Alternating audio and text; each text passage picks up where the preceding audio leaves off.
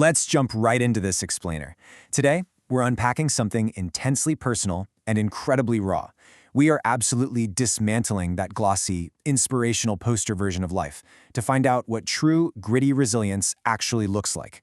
If you've ever felt like your real life just doesn't match the picture-perfect narrative you see everywhere, or, if you've ever felt that crushing pressure to hide your struggles, this breakdown of faith, single motherhood, and personal healing is going to hit close to home. We're talking about the reality of the struggle today, not the highlight reel. The author frames this tension so perfectly. She says, I want to talk about faith in the way that it actually lives, not the inspirational poster version. And honestly, just think about the weight of that distinction. Her faith didn't exist in some state of constant, serene perfection. It lived in the hard, the uncertain, and sometimes the downright angry middle of a life that simply wasn't going the way she'd prayed it would. It's a total acknowledgement that real belief usually lives in those messy spaces right between our hopes and our current reality. Because her reality was brutally far from that inspirational poster. I have argued with God. The raw honesty there is staggering, isn't it? She describes questioning, being completely furious and just sitting in the deafening silence of what felt like unanswered prayers. She even admits to going through long seasons where walking into a church felt like nothing more than performing a belief she wasn't sure she still had. There were nights where the only prayer she could physically manage was just whispering his name over and over again into the dark. It is just a profound picture of spiritual exhaustion. But then we hit this absolutely profound turning point. For the longest time, her prayers were focused entirely outward. Praying for circumstances to shift, for the situation to resolve, or for the people causing her pain to magically become someone different. She prayed fervently, but nothing seemed to move.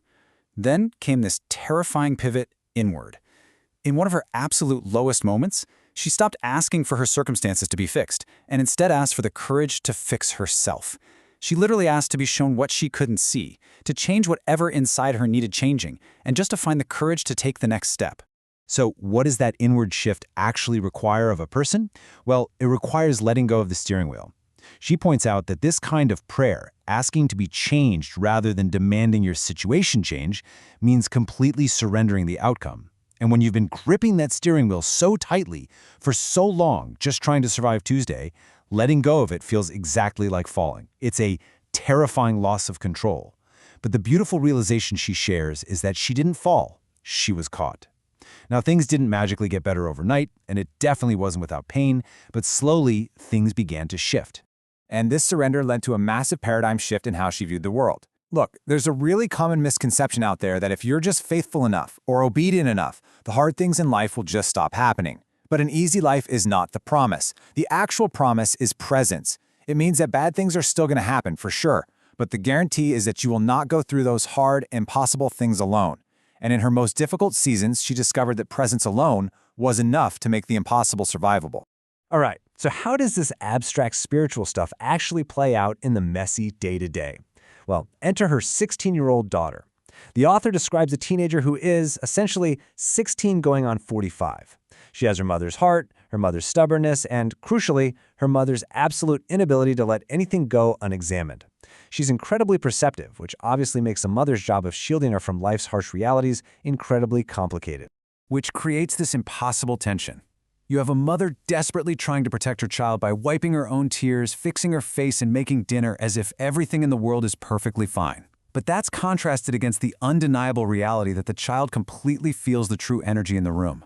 Kids always see through the facade, right? They know when their mom has been crying before a single word is even spoken.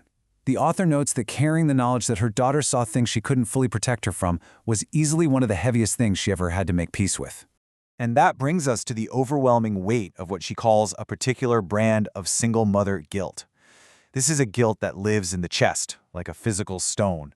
It's the persistent fear of not being enough.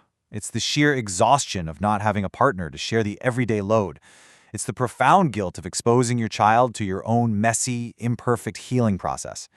She specifically highlights that heartbreaking, highly relatable moment of needing 30 seconds to just sit and cry alone in the car, trying to pull yourself together before you walk through the front door to become someone's absolute everything again. How do you raise a child when you can't give them a perfect childhood? Actually, let's just let the tension of that question sit for a second. It's a question so many parents agonize over, often completely in silence. The author admits she spent years grieving over this exact dilemma. She was mourning the fact that she couldn't provide a traditional two-parent family, the unbroken home, or that pristine version of family her daughter might have wished for. Those things simply weren't in her power to give, and accepting that reality was a massive part of her journey. But then she understood something incredibly important that literally changes everything. She realized she had to give them a mother who does not stay broken. While she absolutely couldn't offer a perfect life or a textbook family dynamic, she could offer a model of unyielding resilience. That was entirely within her power. She couldn't control the storms they faced, but she could absolutely control how she weathered them, and more importantly, how she let her daughter watch her weather them. So, how do you actually execute that?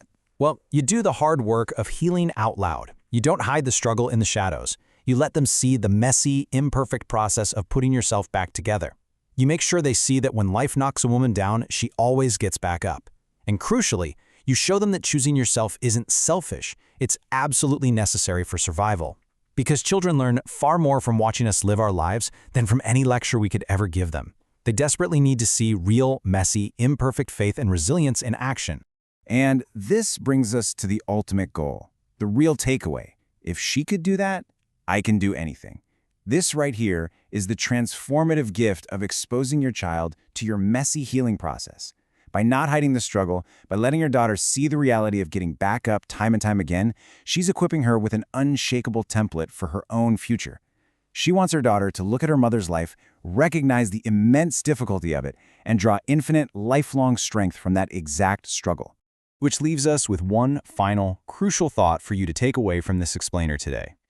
Who is watching you heal out loud today? Whether you're a parent, a mentor, a friend, or a colleague, someone is watching how you navigate your hardest seasons. We so often think we need to hide our brokenness to be strong for others, but this completely flips that script. Your messy, imperfect resilience might just be the exact blueprint someone else needs to realize that they too can get back up. Thanks for joining me today, and keep healing out loud.